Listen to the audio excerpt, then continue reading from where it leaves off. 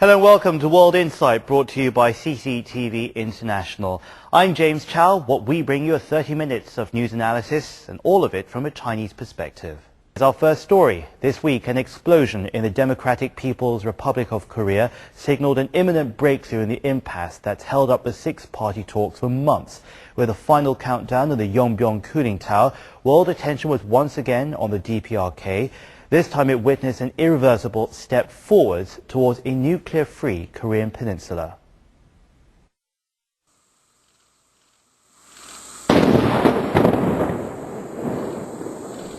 The end is just the beginning. With the coverage by media networks from each of the six-party member countries, the world witnessed the latest step in the denuclearization process, this one irreversible. After more than 2 decades of operation, the Yongbyon nuclear facility is finally shut down. And this time, it's hoped that the nuclear is gone for good.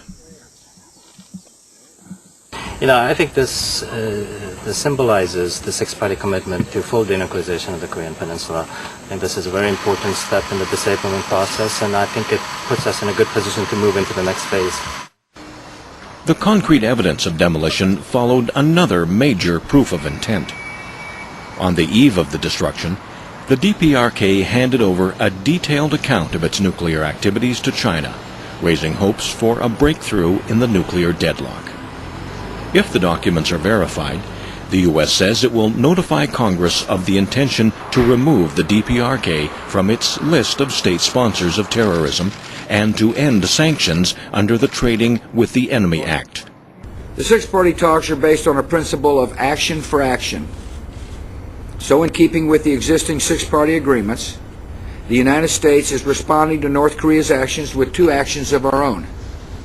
First, I'm issuing a proclamation that lifts the provisions of the Trading with the Enemy Act with respect to North Korea. And secondly, I am notifying Congress of my intent to rescind North Korea's designation as the state sponsor of terror in 45 days. Removal of the U.S. black marks is a key goal for the DPRK government as it tries to expand its engagement with the global financial system and change the nation's image.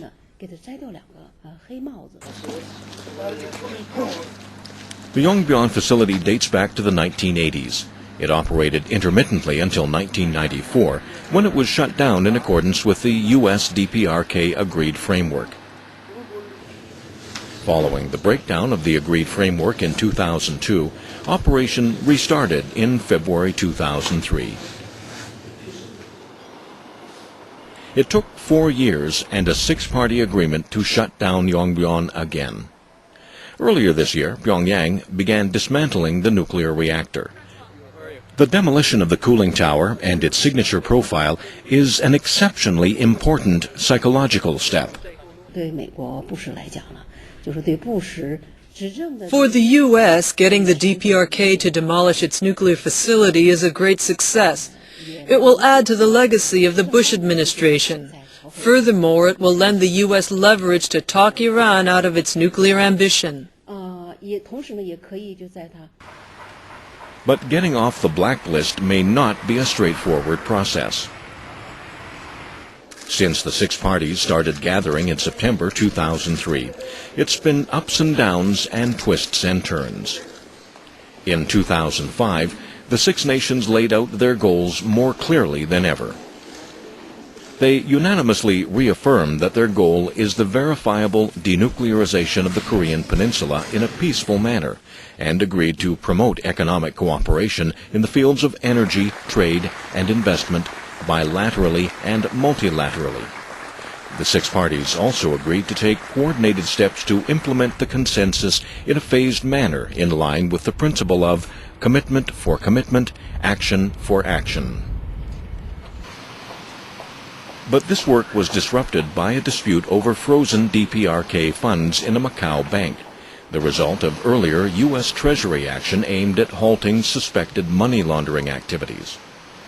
It was not until 2007 that a new agreement outlining a 60-day Phase 1 action plan resulted in the resolution of the banking issue and the shutting down of the North's Yongbyon nuclear facility.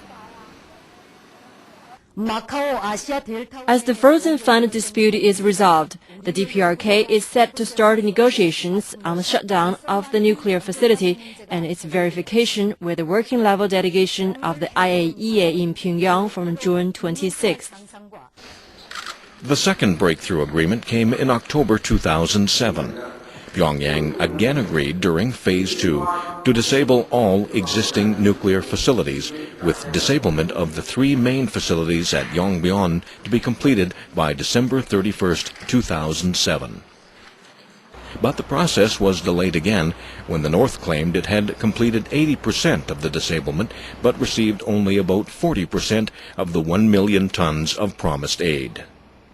Now, with the cooling tower brought down, expectations have been raised again for the six-party process. I think this nuclear issue will be resolved with more optimism than ever, but there remain some problems regarding the mutual trust between the U.S. and North Korea. But Yu Meihua warns of possible setbacks. One thing we can learn from the first two phases is that there's a huge gap between what's been promised and what's been done so far. With nuclear weapons as the core issue in the next phase, it will be much more challenging for each and every party involved. What can we expect in the next phase? Will Pyongyang choose to hold on to its nuclear weapons until all issues are settled, or make another goodwill gesture of concession?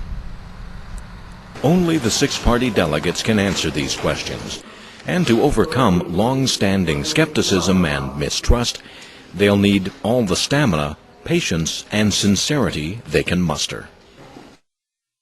One step realized, another to go. The final two phases have accomplished much, but what's to come may be more of a challenge. The six-party talks are a work in progress, and each step forward could encounter yet more new obstacles. But all parties could agree that dialogue is preferable to silent treatment.